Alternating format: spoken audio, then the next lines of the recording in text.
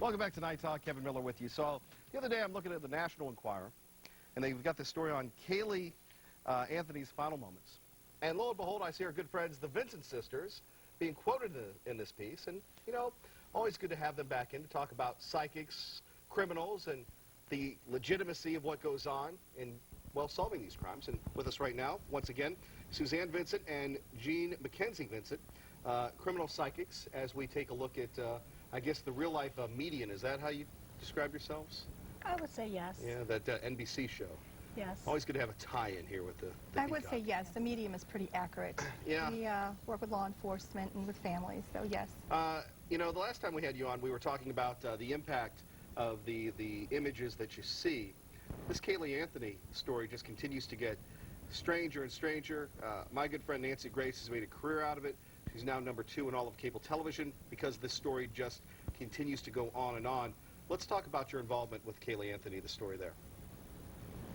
Our involvement. See, I just want you guys to figure out who wants to speak first. My sister can speak first.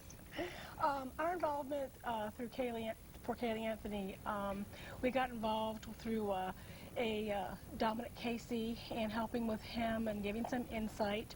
And that was in October and November 2008. And some information was given to the authorities. And you roll a few months down the road, and we actually hit, you know, pay dirt. We found her. Pay dirt, indeed. Let's quote the Enquirer story. In her last moments of life, little Caylee Anthony fought bravely to survive as her mother, Casey, attacked her in a fit of rage and then realized she had gone too far, accidentally suffocating her little girl. That's the shocking conclusion of two famed psychic sisters, Suzanne and Jean Mackenzie Vincent, who uncannily accurate visions, uncannily visions help pinpoint the location of Caylee's final resting place, an abandoned weed-strewn lot. It's all about profiling. You know, you get a vision of where the child is missing at or buried at, and then you get the rest of the story of possibility of who done it, and then it's up to law enforcement to take those clues and to follow through with it. And take us through, I guess, if you can, for us people that don't have the gift, how you folks here tuned into this and had this vision, if that's the correct term for it, of the mother suffocating her kid. It's almost like you're seeing a rolling picture or a negative, and you can almost get this vision of her being part of it, being very angry. She has a lot of anger with her, and with this anger shows the next sequence of her either hurting her or smothering her. Do you feel that like an emotion, or is it just visual? All of it, emotion, visual, everything. Like a moving picture. And a lot of times if her and I get the same feeling or vibe on something, that's pretty much it happened like this. We both agreed on that. Casey wanted to go out that night and wanted to go see her boyfriend, and little Caylee, was being a 2.5-year-old and acted up, and I was like, be quiet, I want to go do something, and Grandma's tired of taking care of you. And just be quiet. I don't think she did it on purpose. I think it was accidental, and one thing led to another. Just trying to quiet her, and then, it was like... You go from that, though, to dumping the body. Well, she had a lot of anger in her because she had been fighting with her mother the previous week. We had picked up on that, and that had come out that Cindy and Casey had been fighting, and basically take responsibility, and you get these vibrations. But when people ask us questions, usually it's about a missing person, or it's about, where somebody's at. And we start getting visions of if they're dead or alive. Then we start seeing scenes in our head and visions, and then we try to put a location to it. Like if they say it's, Florida, then if you feel it's near the house where maybe they buried the child, is it something that, a place that the suspect maybe went to and had cigarettes or buried her gerbils or her animals? And then it's basically investigative work, and it's intuition and psychic ability and visions. Well, let's talk more about, according to you two in this Enquirer article, Casey and Caylee and their struggle here. We'll talk about that next. Also, we'll take your phone calls here at 412-333-PCNC. Much, much more with the Vincent sisters next.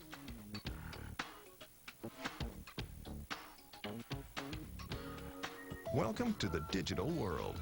By June 12th, Antenna TV will be all digital. To get ready, buy a digital set or a converter box. Then try testing your antenna. Move it around like this and check your reception. If you're not getting a clear signal or getting no signal at all, you may need a new VHF-UHF antenna. Learn more at antennaweb.org or phone 1-888-CALL-FCC.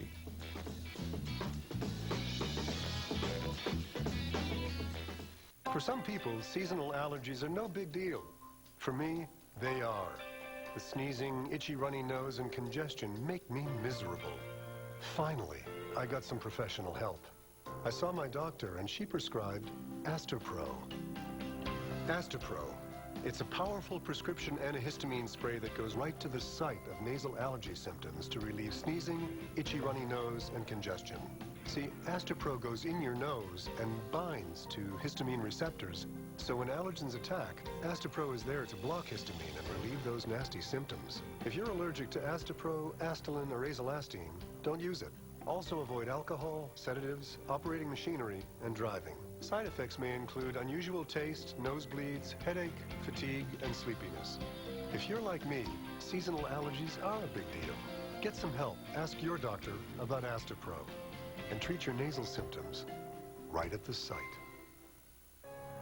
Experience the difference between a master jeweler and a jewelry store. Trinity Jewelers offers custom jewelry creations starting at just $195 by recycling your old gold and diamonds into a beautiful new piece of jewelry or family heirloom. All of our fabrication is done on site by our in-house craftsmen to offer you the best value for your money by eliminating the middleman. Visit our quaint schoolhouse on Mount Nebo Road or online at trinityjewelers.com. Trinity Jewelers, for when you really want to say, I love you.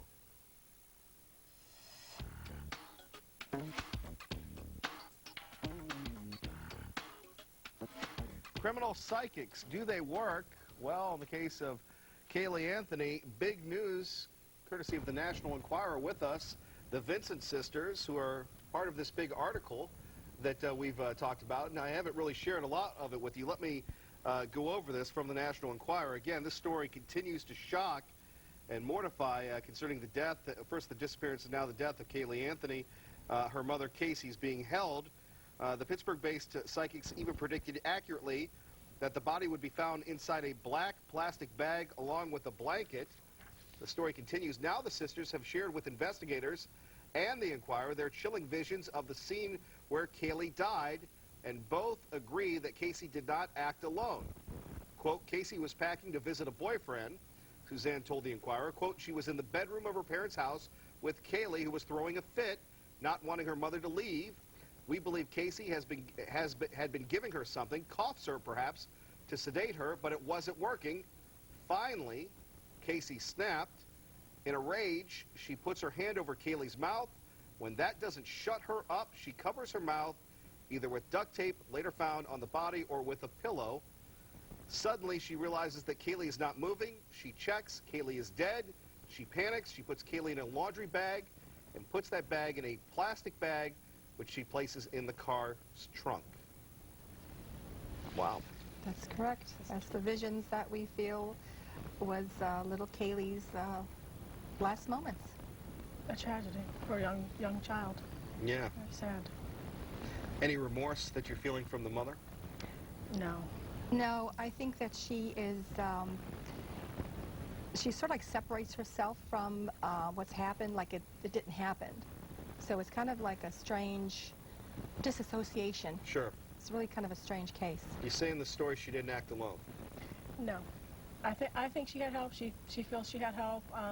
I feel it was another male and a possible another male who may have known but not knowingly, disposed of the body. Maybe she just said, come help me, or just let's go to a location. And then after the fact, it all unraveled, and it was like, I may have been an accessory to a crime here. What about the boyfriend? Oh, I feel the boyfriend had some She knowledge. has many boyfriends. Many boyfriends. Well, variety is the spice of life, so they tell me. We go to the phones at 412-333-PCNC, and we go to Karen. Karen, welcome to Night Talk. Hey, hi, how are you? Great. Hey, I wanted to ask the sisters how they felt whenever they did indeed find the body, where they said it was. How did they feel about that? I mean... I can answer it. I felt closure for everybody. I felt closure for myself because everyone has been following this story.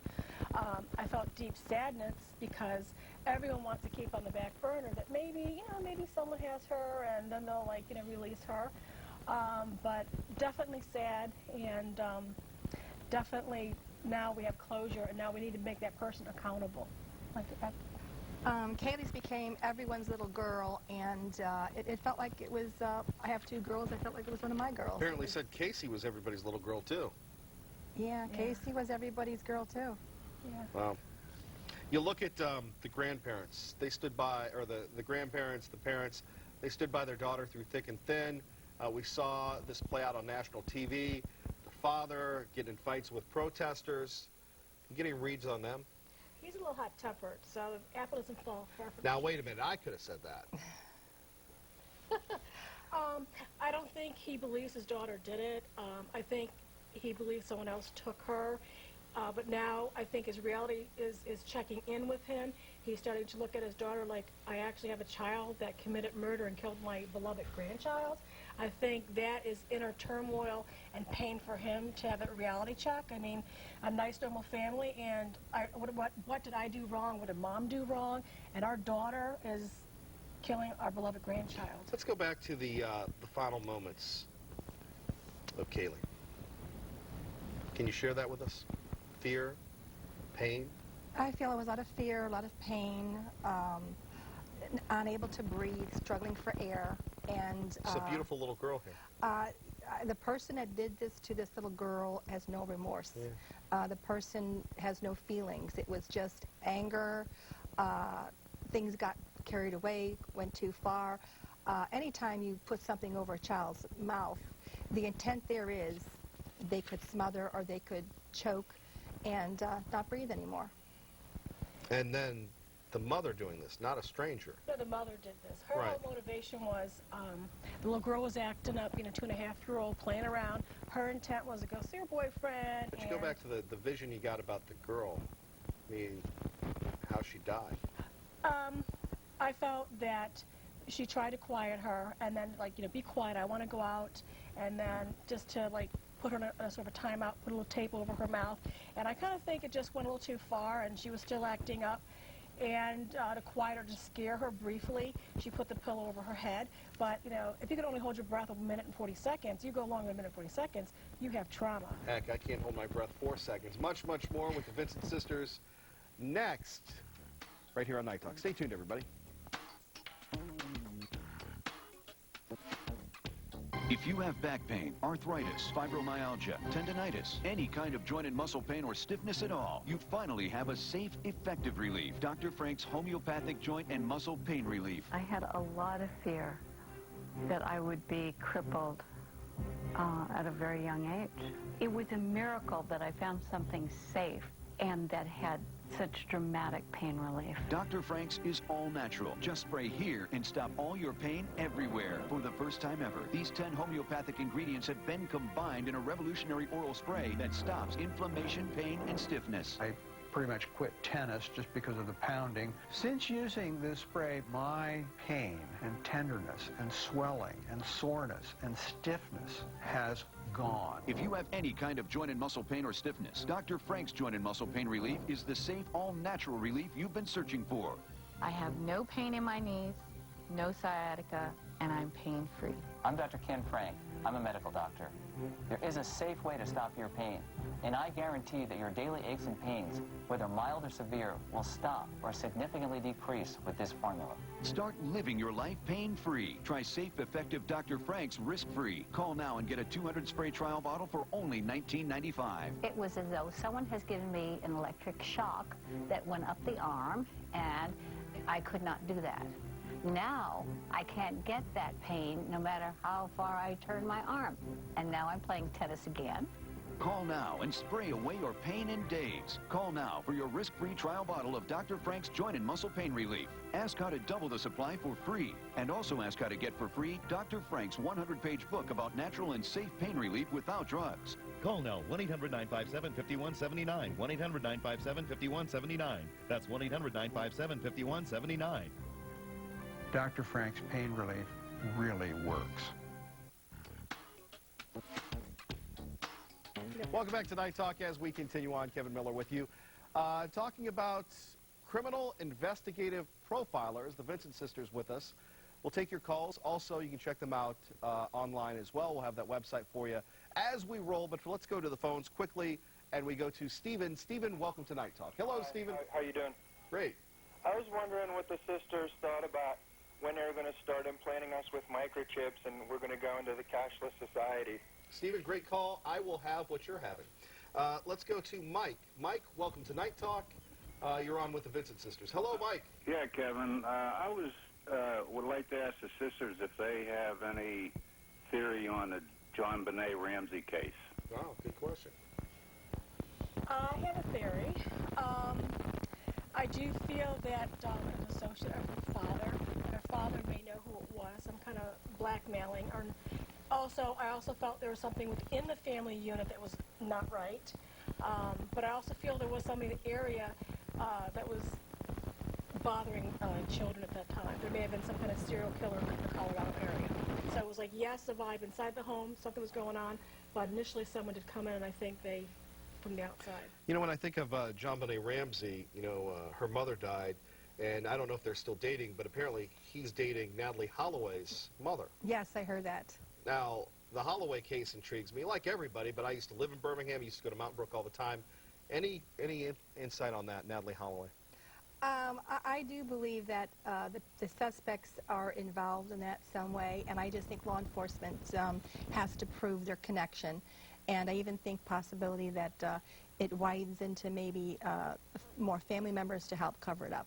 Yeah, you go back to that, and it was almost like when Greta Van Susteren went down there and interviewed the father, and then the father wouldn't let the son talk to the cops for a certain period of time. That had a look, but you deal with this all the time. Sometimes high-profile cases, sometimes not-so-high-profile cases. When you're talking about a mom lost her daughter, it's tough. Very sad, very tough. You know.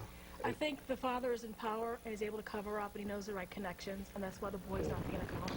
But when you deal with people that say, help me find my kid, sometimes it works, sometimes it doesn't work. It doesn't work. We leave it in God's hands, and if it's meant to have the pieces fall together and the right people come together, then it unravels and it connects to the person who did it, or connects to where the body may be. And when you have a person that we believe the perpetrator put her into a boat and then dropped her off the side. Now, when you meet people, can you tell if they're good or evil? Absolutely. Yes, we can, but we don't have our psychic caps on every minute. We're not talking about like the Jedi here, or I guess Star Trek, but I mean you can tell. If you're like on that caliber of being like to commit homicide, like absolutely. Teddy Bundy, like Teddy Bundy, absolutely. Yeah. You guys shared that story last time with us about Ted Bundy. Yes, you could tell by his eyes and his face that there was something very seriously disconnected in their sociopathic personality. So what's next for you two, as we look at the website here?